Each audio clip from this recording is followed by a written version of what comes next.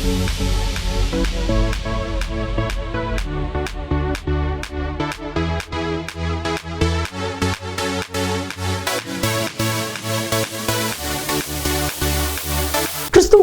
பிரியமான தெய்வ பிள்ளைகளே, வெளிப்படுத்தின விசேஷம் பரலோகத்தின் சில காட்சிகள், கர்த்தராகிய இயேசு கிறிஸ்துவனுடைய வருகை, பூமியின் ராஜ்யங்களுடைய வரலாற்றினுடைய முடிவுகள், இவைகளை வெளிப்படுத்துவது தான் வெளிப்படுத்தின விசேஷம். இதனுடைய ஆசிரியர் அப்போஸ்தலனாகிய யோவான் பத்மத்துவில் சிறை கைதியாக இருக்கும் பொழுது கிரேக்க மொழியிலே எழுதப்பட்டது. பெரும்பாலும் அடையாள மொழிகளிலே எழுதப்பட்ட இந்த புத்தகம் மதிப்பிற்குரிய டாக்டர் ரெவரண்ட் பால்ராஜ் அதிசயமணி அவர்கள் மூலமாக நமக்கு டிராஸ்டிவின் மக்களுக்கு இது போதிக்கப்படுகிறது. தெய்வ மனிதர், தெய்வனால் பரிசுத்த ஆவியானவரால் வல்லமையாய் பயன்படுத்தப்படுகிற இவர்கள் கருக்கலான சத்தியங்களையும் ஆழமான உண்மைகளையும் மறைவான மறைப்பொருட்களையும் வெளிப்படுத்தி நமக்கு சொல்லி புரியக்கூடிய நல்ல தெய்வ மனிதர். தொடர்ந்து பாருங்கள். கர்த்தர் அன்பு பால்ராஜ் அவர்களை வல்லமையாய் பயன்படுத்தி வருகிறார். இந்த வெளிப்படுத்தின விசேஷம் உங்களுக்கு மிகுந்த பிரயோஜனமாக இருக்கும். கர்த்தர் உங்களை ஆசீர்வதிப்பார். ஆண்டவருடைய பிரசன்னத்தில் மீண்டுமாக உங்களை காணும் பொழுது அதிக மகிழ்ச்சி அடைகிறேன். இந்நாளிலும் உங்கள் மத்தியில் வந்து உறவு கொள்ளவும், ஆண்டவருடைய வசனத்தை பகிர்ந்து கொள்ளவும் தருணம் கொடுத்த ஆண்டவரை துதிப்பதோடு எனக்கு வாய்ப்பளித்த உங்களுக்கு என்னுடைய நன்றியை நான் தெரிவித்துக் கொள்கிறேன். வெளிப்படுத்தின விசேஷத்திலிருந்து இந்நாட்களிலே நாம் செய்திகளை படித்து தியானித்து வருகிறோம். இதுவரை நாம் 13 அதிகாரங்கள் வரை வந்திருக்கிறோம். ஆண்டவர் சித்தமானால் இந்த நாளிலே இந்த 13ஆம் அதிகாரத்தை நாம் முடிப்போம். தூய்மையின் தெரித்துவம், தூய தெரித்துவம் என்று நீங்கள் அறிந்திருக்கிறீர்கள். பிதா, குமாரன், பரிசுத்தாவியானவர் ஒரே தெய்வம் 3 ஆழ்த்தத்துவங்களிலே விளங்குகிறார். அதை விளங்கி கொள்ள முடியாது, விசுவாசித்து ஏற்றுக்கொள்ள வேண்டும். 1 யோவான் 5ஆம் அதிகாரம் 7ஆம் வசனத்திலே பரலோகத்திலே சாட்சியிடுகிறவர்கள் 3 பிதா, வார்த்தை, பரிசுத்தாவி, இம்மூவரும் ஒன்றாக இருக்கிறார்கள் என்று சொல்லி வேதத்திலே வாசிக்கிறோம். இது தூய்மையின் தெரித்துவம். சிலர் தீமையின் தெரித்துவம் என்று சொல்லி இன்னொரு 3 பேரை அழைக்கிறார்கள். தீமையின் தெரித்துவம் என்று சொல்வதற்கு எனக்கு இஷ்டமில்லை. ஏனென்றால் தெரித்துவம் என்ற வார்த்தை பிதா, குமாரன், பரிசுத்தாவியானவர் தெய்வத்தை விளக்கக்கூடிய வார்த்தையாக மட்டுமே இருக்க வேண்டும் என்பது கருத்து. தீமையின் தெரித்துவம் என்று சொல்வதற்கு பதிலாக தீமையின் திருடர்கள் என்று சொல்லலாம். 3 பேரை குறித்து அப்படியாக வேதத்தில் வாசிக்கிறோம். தூய்மையின் தெரித்துவம் பிதா, குமாரன், பரிசுத்தாவியானவர். தீமையின் திருடர்கள் முதலாவதாக சாத்தான், 2வதாக அந்தி கிறிஸ்து, 3வதாக கள்ளத்தீர்க்கதரிசி என்று சொல்லி வேதம் வரிசைப்படுத்துவதாக நாம் வேதத்தில் வாசிக்கிறோம். குறிப்பாக 12ஆம் 13ஆம் அதிகாரங்களிலே இந்த 3வரையும் நாம் சந்திக்கிறோம். சரி, ஏற்கனவே இந்த தீமையின் திருடர்கள் என்ற பட்டியலில் உள்ள முதலாவது சாத்தான், வலு சர்ப்பம். ஏற்கனவே அதை குறித்து நாம் பேரளவு நாம் பார்த்து விட்டோம். 2வதாக அந்தி கிறிஸ்து. அந்தி கிறிஸ்துவை பற்றியும் நாம் ஏற்கனவே நாம் சிந்தித்து விட்டோம். இன்றைய நாளிலே கள்ள தீர்க்கதரிசியை குறித்து நாம் வேதத்திலே வாசிக்கிறோம். அது ஒரு முக்கியமான ஒரு நல்ல சப்ஜெக்ட், நல்ல ஒரு கருப்பொருள். அதை பார்த்தே ஆக வேண்டும். அப்போ கடலிலிருந்து வந்தவன் அந்தி கிறிஸ்து, தரையிலிருந்து வந்தவன் கள்ள தீர்க்கதரிசி என்று சொல்லி வேதம் கற்றுக் கொடுக்கிறது. 13ஆம் அதிகாரம் பாருங்கள். 13ஆம் அதிகாரம். பின்பு நான் கடற்கரை மணலின் மேல் நின்றேன். அப்பொழுது சமுத்திரத்தில் இருந்து ஒரு மிருகம் எழும்பி வர கண்டேன். அது அந்த கிறிஸ்து. எங்கே இருந்து வந்தால்? கடலில் இருந்து, சமுத்திரத்திலிருந்து. இன்றைக்கு நாம் பார்க்க போகிற செய்தி என்ன? 11 பாருங்கள். 11. பின்பு வேறொரு மிருகம் பூமியிலிருந்து எழும்ப கண்டேன். சமுத்திரம் இல்லை, பூமி என்று சொல்லி அதை குறித்து நாம் பார்க்கிறோம். இதுதான் கள்ள தீர்க்கதரிசி. அது ஒரு ஆட்டுக்குட்டிக்கு ஒப்பாக 2 கொம்புகளை உடையதாக இருந்தது, வலு சர்ப்பத்தை போல பேசினது என்று தொடர்ந்து அதை குறித்த விவரங்களை நாம் தெளிவாக இந்த பகுதியிலே வாசிக்கிறோம். இன்றைக்கு அதை குறித்து சற்று நீளமாக ஆழமாக நாம் சிந்திக்க போகிறோம். கள்ள தீர்க்கதரிசி.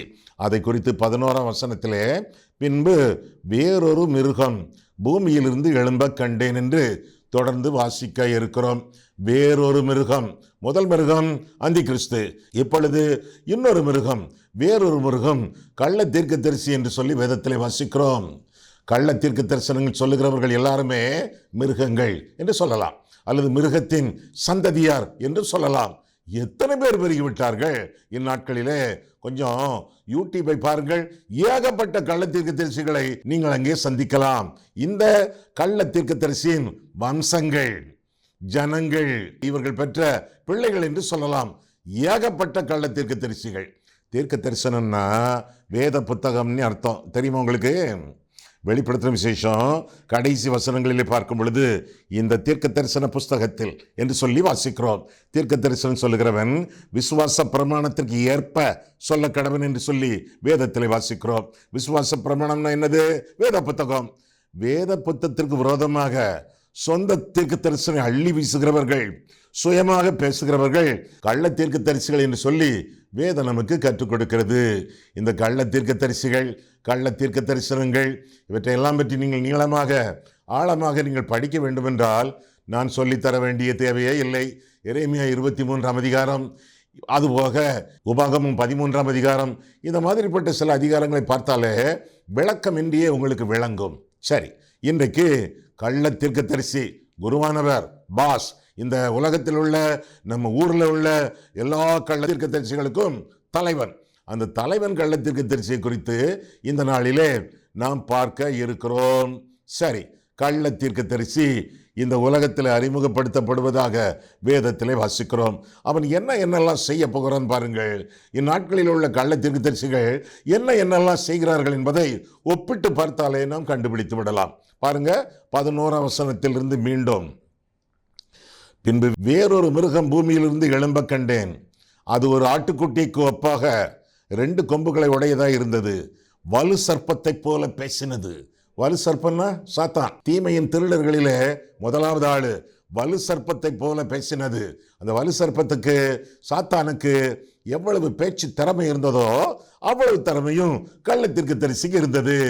சொங்கிகள் அல்ல இவர்களெல்லாம். யாரெல்லாம்? சாத்தானோ, அந்தி கிறிஸ்துவோ அல்லது கள்ள தீர்க்கதரிசிகளோ சாதாரணமான ஆட்கள் அல்ல. பேச்சிலே வல்லவர்கள், பேச்சிலே புலிகள், சிறந்த பேச்சாளர்கள் என்று சொல்லி அவர்களை குறித்து பார்க்கிறோம். இன்றைய நாளிலும் நிறைய கள்ள தீர்க்கதரிசிகள் பேச்சிலே புலிகளாகத்தானே இருக்கிறார்கள்.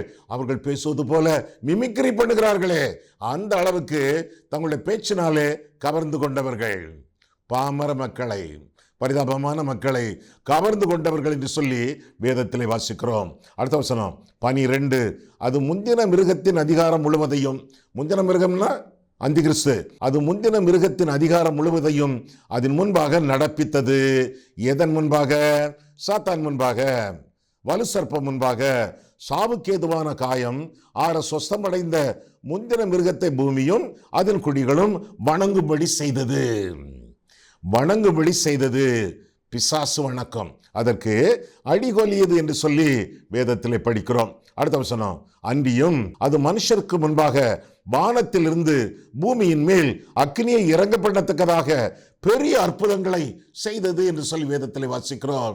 அற்புத ஊழியர்கள் அப்படின்னு சொன்னா நம்ம அவரையும் இவரையும் நினைச்சுக்கிட்டு இருக்கோம், யோசிச்சுக்கிட்டு இருக்கோம். பிசாசுகள் பெரிய அற்புதங்களை செய்தன என்று சொல்லி வேதம் நமக்கு தெளிவாக கற்றுக் கொடுக்கிறது.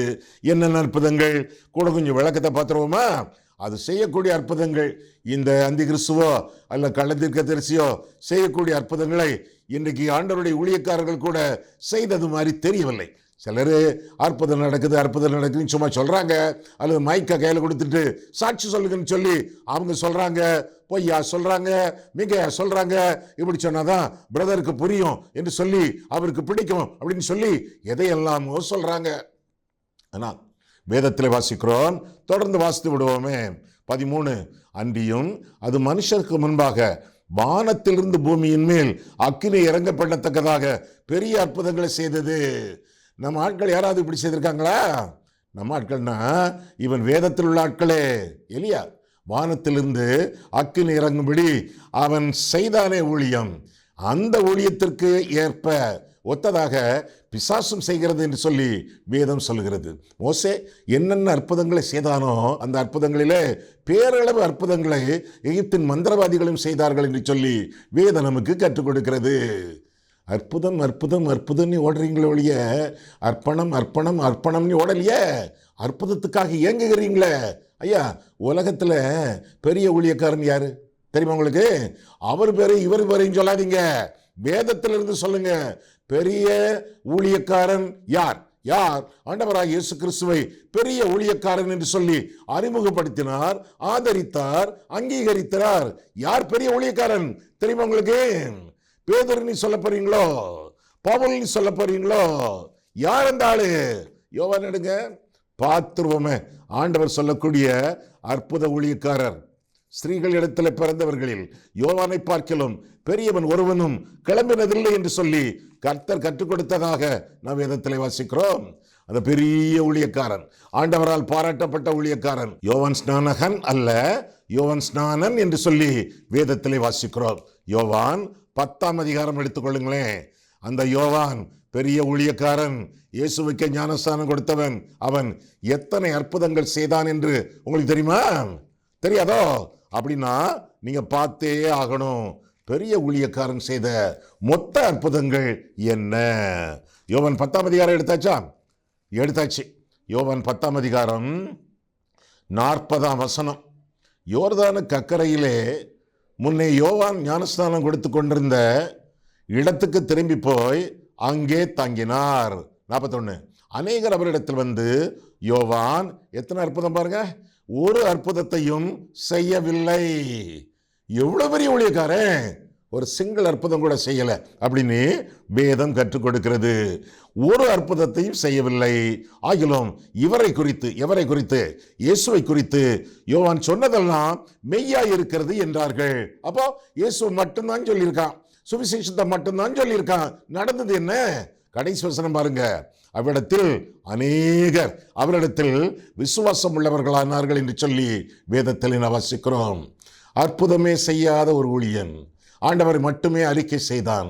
அந்த அறிக்கையின் மூலமாக அநேகர் ஆண்டவரை நம்பினார்கள், விசுவாசித்தார்கள், ஏற்றுக்கொண்டார்கள் என்று சொல்லி வேதம் நமக்கு தெளிவாக கற்றுக் கொடுக்கிறது. அற்புதங்கள் முக்கியமா? முக்கியம்தான். ஆண்டவர் தேவனுடைய குமாரன் என்பதை நிரூபிக்க, அவரே மெய்யான மேசியாவாக இந்த உலகத்தில் வந்தார் என்பதை மக்கள் அறிந்து கொள்ள, அங்கீகரிக்க அற்புதங்கள் நடந்தன. ஆனாலும் எல்லா வேளைகளிலும் ஆண்டவர் அற்புதங்கள் செய்யவில்லை. ஆண்டவருக்கு முக்கியம் அற்புதம் அல்ல, ஆண்டவருக்கு முக்கியம் அர்ப்பணம். ஆபிரகாமின் வாழ்க்கையில் அதை பார்த்திருக்கிறீர்களே. அவன் அந்திய காலத்தில் பெற்ற ஒரு பெரிய அற்புதம். 100 வயதிலே ஒரு மகன் பிறந்தானே. 100 வயதிலே பிறப்பானா? அது பெரிய அற்புதம். ஈசாக்கு பிறந்தான், நேசகுமாரன், ஒரே மைந்தன், ஏறக்குறைய தவ புதல்வன் போல அவன் பிறந்தான் என்று சொல்லி வேதத்திலே வாசிக்கிறோம். அற்புதம் நிகழ்ந்தது, பெரிய கொண்டாட்டம், பெரிய விருந்து, எல்லாமே நடந்தது.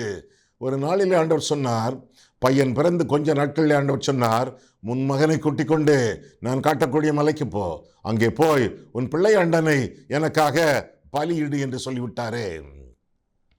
ஆபிரகாம் கேள்வி கேட்கவில்லை. ஆண்டவரை சொன்னது நீர்தானா?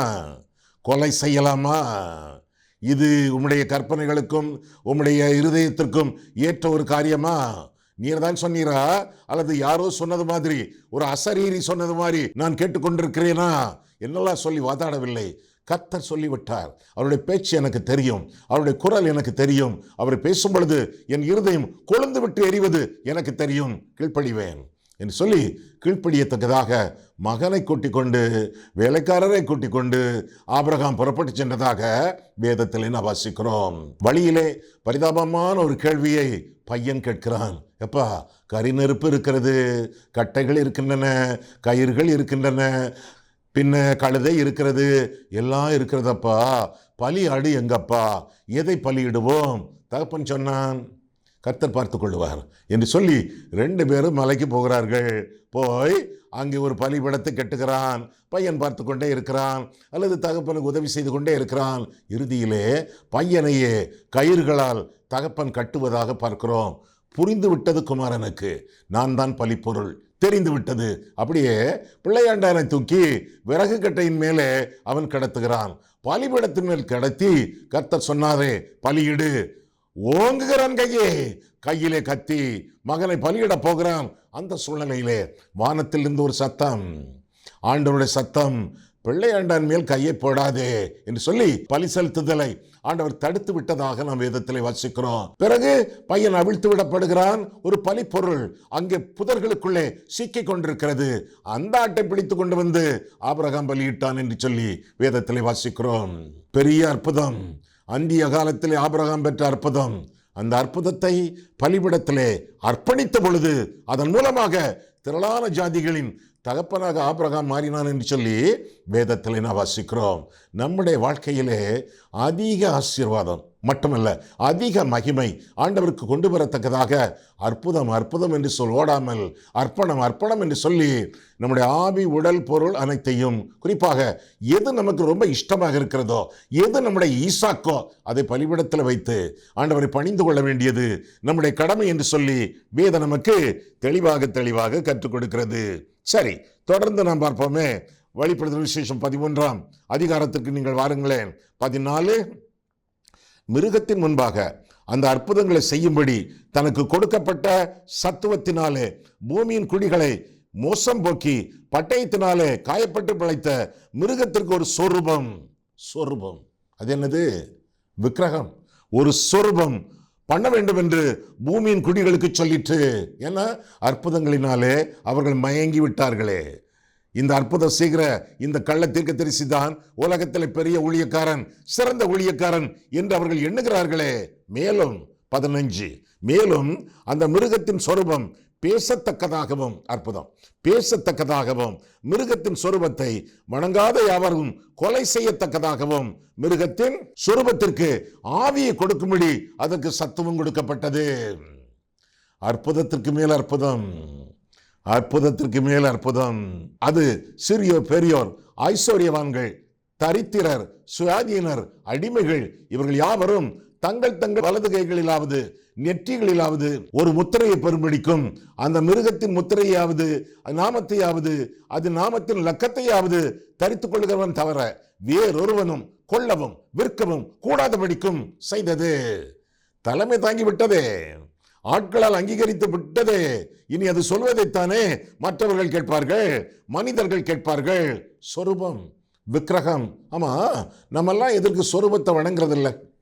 நம்மெல்லாம் எதற்கு விக்கிரகங்கள் செய்வதில்லை, விக்கிரகங்கள் வணங்குவதில்லை? ஐயா, அவங்க வணங்குறாங்கய்யா, இவங்க வணங்குறாங்கய்யா. விக்கிரக வணக்கம் பாபமாச்சே.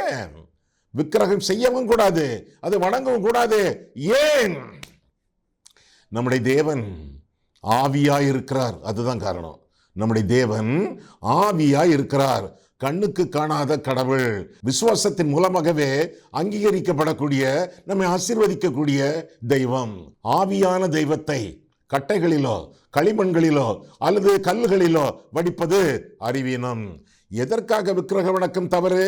வரம்பற்ற ஆண்டவர், எல்லையற்ற கடவுள், அவரை ஒரு வரம்புக்குள்ளே கொண்டு வருவது, விக்கிரகமாக ஆக்குவது மடமை, பாவம் என்று சொல்லி நாம் வேதத்திலிருந்து விளங்கி கொள்ள வேண்டும்.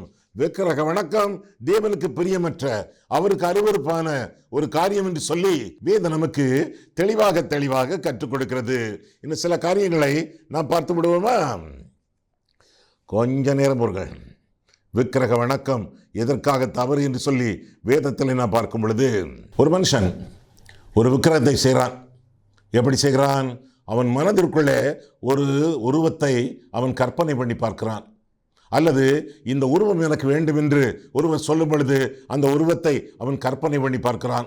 அவனுடைய கற்பனையிலே உதிக்கக்கூடிய ஒரு உருவம், அதை அப்படியே செதுக்குகிறான் அல்லது சிலையாக செய்கிறான். செய்தது என்ன? அவனைத்தானே, அவனுடைய சுயத்தை தானே. அவன் சுய மூலமாக, சுய அறிவின் மூலமாக வந்தது தானே அந்த படம்.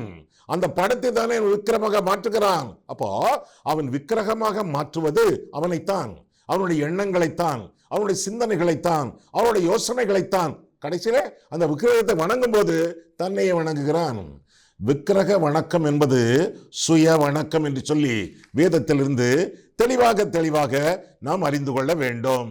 இன்னும் சில காரியங்களை விக்கிரக வணக்கங்களை ஒட்டி நாம் பார்க்கும் பொழுது பல காரியங்களை சொல்லலாம். மனிதர்களை வணங்கக்கூடியவர்கள் உண்டு, காலில் விழுந்து வணங்குவார்கள். அதை குறித்து கூட நான் வேதத்தில் வாசிக்கிறோமே, தூதர் வணக்கம். யோவானே அந்த தரிசன காட்சியிலே தூதன் காலில் விழுந்து வணங்கினான் என்று சொல்லி வேதத்தில் படிக்கிறோமே, வெளிப்படுத்துகிற விசேஷத்தில் பார்க்கிறோமே. கொஞ்ச நாட்கள் கழித்து அதை குறித்து நாம் பார்ப்போம். அது மட்டுமல்ல, மூதாதையர் வணக்கம். என்ன மூதாதையர் வணக்கம்? அவர்களுடைய அம்மா, அப்பா, தாத்தா, பாட்டி, பாட்டன், பூட்டி இவர்களையெல்லாம் ஃபோட்டோவை போட்டு வச்சு அதில் மாலை போட்டு அவங்க வணங்குவாங்கன்னு சொல்லி நாம் அறிந்திருக்கிறோமே.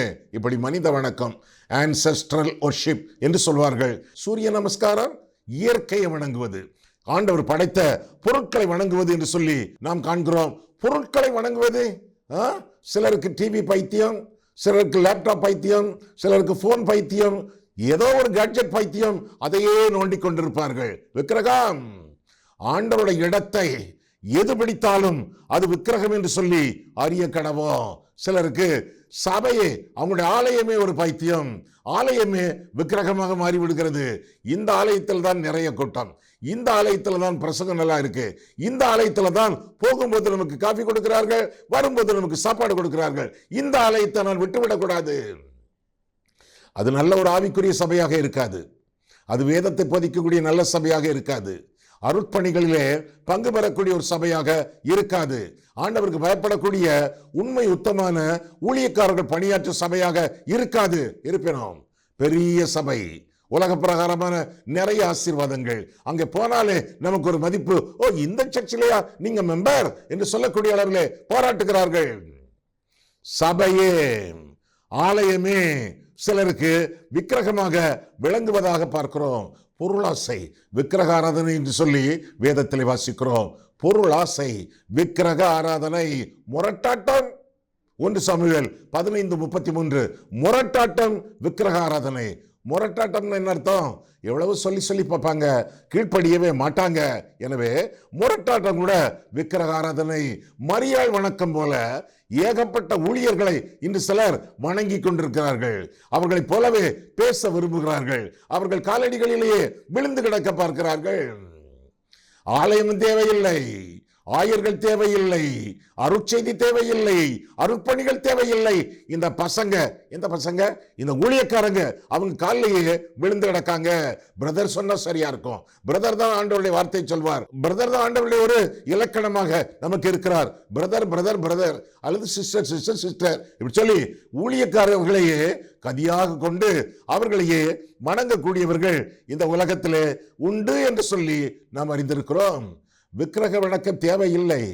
ஆண்டவருடைய இடத்தை எது பிடித்தாலும், ஆண்டவருடைய இடத்தை எவர் பிடித்தாலும் அது அல்லது அவர் விக்கிரகம் என்பதை புரிந்து கொண்டு ஆண்டவருக்கு மகிமையாக வாழ வேண்டியது நம்முடைய கடமை என்று சொல்லி வேதம் நமக்கு தெளிவாக கற்றுக் கொடுக்கிறது. இந்த மிருகமோ இந்த கள்ள தீர்க்கதரிசியோ விக்கிரக வணக்கத்திற்கு ஏற்ப வழிநடத்துவதாக நாம் பார்க்கிறோம். அது மட்டுமல்ல, கள்ள தீர்க்கதரிசியாச்சே, அந்த தீர்க்க தரிசனத்தை பற்றி கொஞ்சம் பார்த்தாக வேண்டுமே. கள்ள தீர்க்கதரிசி சொல்லுவதெல்லாம் பொய்யாக இருக்கும், சொல்லுவதெல்லாம் மிகையாக இருக்கும். கள்ள தீர்க்கதரிசி எப்படி அவர்கள் கள்ள தீர்க்க தரிசனங்கள் சொல்லுகிறார்கள்? தீர்க்க தரிசனங்கள் 3 விதமாக அறிவிக்கப்படுகின்றன என்று சொல்லி வேதம் சொல்லுகிறது. ஒன்று சுயம், அவங்க பாட்டுக்கு சொல்லுவாங்க, மனசுல தோன்றதெல்லாம் சொல்லுவாங்க. 2 சாத்தான், முக்கியமாக இந்த கள்ள தீர்க்கதரிசி. 3வதாக சர்வ வல்லவர். தீர்க்க தரிசனம் என்பது வேதத்தின் வரங்களிலே, ஆவியின் வரங்களிலே ஒன்று. ஆனால் வேதம் இருக்கும் பொழுது அதெல்லாம் அதிகமாக தேவைப்படாது. ஏனென்றால் கர்த்தருடைய வசனம், ஆண்டவருடைய வேதம் குறைவற்றதும் ஆத்துமாவை உயிர்ப்பிக்கிறதுமாய் இருக்கிறது. ஆண்டவருடைய வசனத்துக்கு மிஞ்சிய வார்த்தை அநேக வேளைகளிலே கள்ள தீர்க்க தரிசனங்களாகத்தான் உருவெடுக்கும். எனவே வேதத்தை விட்டு விடாதிருங்கள். ஏற்கனவே சொன்ன காரியத்தை இன்னும் சொல்கிறேன். ஆண்டவருடைய வார்த்தை குறைவற்றதும் ஆத்துமாவை உயிர்ப்பிக்கிறதுமாய் இருக்கிறது. இன்னைக்கு அநேக தீர்க்கதரிசிகளுக்கு, இந்நாட்களில் விளங்கக்கூடிய தீர்க்கதரிசிகளுக்கு வசனம் தெரியவில்லை, அல்லது வசனத்தை புரட்டுகிறார்கள், அல்லது அரைகுறையாக தெரிந்து வைத்துக் கொண்டு அவர்கள் இஷ்டப்படி பேசுகிறார்கள். பல விதமாக பேசுகிறார்களே. சுயமாக பேசுகிறார்கள், சும்மா குத்து மதிப்பா பேசுகிறார்கள். ஒருவேளை நடந்தாலும் நடக்கும், நடக்காட்டாலும் போகும் என்று சொல்லி குத்து மதிப்பாக பேசுகிறார்கள். மற்றவர்கள் சொல்லக்கூடிய தீர்க்க தரிசனம் அதை காப்பி அடித்து தங்களுடைய தீர்க்க தரிசனமாக பேசுகிறார்கள். வேத வசனத்தை பேரஃப்ரைஸ் பண்ணி கொஞ்சம் நீளமாக அதை விளக்கி சொல்லி தீர்க்க தரிசனமாக அதை சொல்லி ஆட்களை நம்ப வைக்கிறார்கள். அது மட்டுமல்ல, இன்னும் பார்க்கும் பொழுது பிசாசுகள் மூலமாக சில சமயங்களிலே சக்திகளை பெற்று பிசாசின் சக்திகள் பாகாலின் மூலமாக தீர்க்க தரிசனம் உரைக்கிறார்கள் என்று சொல்லி வேதத்தில் நாம் வாசிக்கிறோம். எரேமியா 23:13 பல நிலைமைகளிலே தீர்க்க தரிசனங்கள் சொல்லப்படுவதாக பார்க்கிறோம். என்ன சொன்னாலும் வேதத்தை பாருங்கள். கர்த்தருடைய வேதம் குறைவற்றதும் ஆத்மாவை உயிர்ப்பிக்கிறதுமாய் இருக்கிறது. எனவே கர்த்தருடைய வேதத்தை மட்டும் பார்த்து சொல்லப்படக்கூடிய காரியங்கள் உண்மையா என்பதை நீங்கள் நிதானித்து அறிய வேண்டியது உங்களுடைய கடமையாகும். என்னென்ன காரியங்களை பார்த்தோம்? இந்த கள்ளத்திற்கு தரிசியை குறித்து முதலாவதாக இது வேறொரு மிருகம், இரண்டாவதாக இது செய்வது ஆதரிப்பது விக்கிரக வணக்கம், மூன்றாவதாக வியத்தகு அற்புதங்கள், வியக்கத்தக்க கூடிய அளவிலே ரொம்ப அதிசயப்படக்கூடிய அளவிலே அற்புதங்கள். எதற்காக இந்த அற்புதங்கள்? ஆண்டவரை விட்டு வேறு வழியிலே சாத்தான் வழியிலே திருப்பத்தக்கதான அற்புதங்கள். அற்புதங்கள் மோசமானவை அல்ல, ஆண்டவருடைய வரங்களிலே ஒன்று. ஆனால் கள்ளத்திற்கு தரிசி ஆண்டவர் செய்தது போல தானும் செய்ய பார்த்து சில வேளைகளிலே அல்ல பல வேளைகளிலே அரைகுறையாக இருக்கும், மிகையாக இருக்கும். இப்படி செய்து அவனுடைய நோக்கம் என்ன? பிசாசனுடைய நோக்கம் என்ன? ஜனங்களை கர்த்தருடைய சித்தத்திலிருந்து வழிவிலகச் செய்து இஷ்டப்படி வாழ அவர்களை கொண்டு செல்வது. அதற்கு பிறகு சாத்தானை வணங்கத்தக்கதாக அவர்களை ஒப்பு கொடுப்பது, சாத்தானை வணங்கத்தக்கதாக அவர்களை ஒப்பு கொடுப்பது. இதெல்லாம் கள்ள தீர்க்கதரிசியின் வேலையாக இருக்கிறது. இன்னொன்று, விபரீதமான ஒரு இலக்கம் சொல்லப்பட்டிருக்கிறது. விபரீதமான ஒரு இலக்கம். 17 வசனம், அந்த மிருகத்தின் முத்திரையாவது அதன் நாமத்தையாவது அதன் நாமத்தின் லக்கத்தையாவது தரித்துக் கொள்ளுகிறவன் தவிர வேறொருவனும் கொள்ளவும் விற்கவும் கூடாதபடிக்கும் செய்தது. இதிலே ஞானம் விளங்கும். அந்த மிருகத்தின் லக்கத்தை புத்தியுள்ளவன் கணக்கு பார்க்க கடவன்.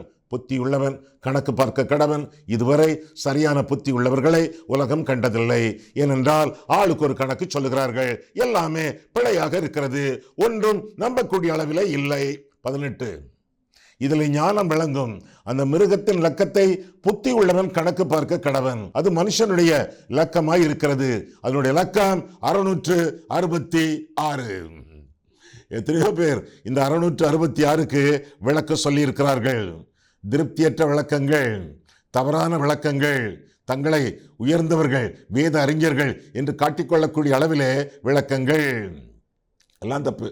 ஒன்று, முழுமையான இலக்கம் 7, அது பூரணம், முற்றிலும், எல்லாம், கம்ப்ளீட் என்று அர்த்தம். 6 என்பது அரைகுறை. 666 என்று சொல்லும் பொழுது இது ஒரு அரைகுறையான எண் என்று மட்டும் தெரிகிறது. சாத்தானுடைய இலக்க எண். சாத்தான் முழுமையானவன் அல்ல, அரைகுறையானவன் என்பதை மட்டும் தெளிவாக நாம் விளங்கிக் கொள்ளலாம். ஆனால் அந்த நாள் வரும்போது அந்த 666 அந்த நாளிலே நாம் கண்டுகொள்வோம். இதுவரை கண்டுபிடித்து விளக்கி சொன்ன எந்த வேத விளக்க உரையும் உலகத்திலே கிடையாது. எனவே இந்த எண் நமக்கு முக்கியமா? இப்ப முக்கியம் இல்ல, வரக்கூடிய நாட்களிலே அது முக்கியமாக இருக்கும். இப்ப முக்கியம் என்ன? இப்பொழுது முக்கியம் என்ன? பாவத்திலிருந்து மனம் திரும்பி கிறிஸ்து சிலுவையிலே முடித்து வைத்த ரட்சிப்பை விசுவாசத்தோடு வாழ்க்கையில சொந்தமாக்கி கொண்டு பரிசுத்தமாக ஜீவித்து ஆண்டவர் விரும்பும் கனிகளை, ஆவியின் கனியை, அருட்பணியின் கனியை கொடுத்து ஆண்டவரை மகிமைப்படுத்தி முன்னேறி செல்ல வேண்டியது நம்முடைய கடமையாகும். இதுதான் மிக மிக இந்த காலகட்டத்திலே முக்கியமானதாகும். கண்களை மூடுவோம், கர்த்தரை பார்ப்போம். அன்புள்ள ஆண்டவரே, உம்முடைய வசனங்களை ஆராயவும் எங்கள் வாழ்க்கையை ஆராயவும் உம்முடைய சந்நிதியிலே எங்களை வழிநடத்தினீர். அதற்காக நன்றி செலுத்துகிறோம் சுவாமி. அன்புள்ள ஆண்டவர், தீமையின் திருடர்களை குறித்த நாட்களிலே வரிசையாக நாங்கள் சிந்திக்க ஆண்டவர் கிருபை கொடுத்தீர். அதற்காக ஸ்தோத்திரம். எங்களுடைய வாழ்க்கையிலே நாங்கள் மோசம் போகாமல், நாங்கள் விசுவாசத்தை எதிர்க்கக்கூடிய விபரீதமான காரியங்களுக்கு செவி சாயாமல் ஆண்டவருடைய வசனத்தை மட்டும் பற்றி கொண்டு ஆண்டவருக்கு மகிமையாக நாங்கள் வாழத்தக்கதாக கிருபைத்தாரும். அதிக நேரம் ஜெபத்திலே தரித்திருந்து, அதிக நேரம் ஆண்டவருடைய வேதத்திலே தரித்திருந்து, அதிக நேரம் ஆண்டவருடைய சித்தத்துக்கு ஒப்பு கொடுத்து அவருடைய சித்தத்தின் நடுவில் ஜீவித்து, இப்படியாக ஆண்டவரே இந்த உலகத்திலே கர்த்தருக்கு பிரியமான, ஆண்டவருக்கு பிரீதியான ஞானவான்களாக இந்த உலகத்திலே வாழ எங்களை ஆசீர்வதியும். இயேசு கிறிஸ்துவின் நாமத்தில் ஜெபிக்கிறோம் பிதாவே, ஆமென்.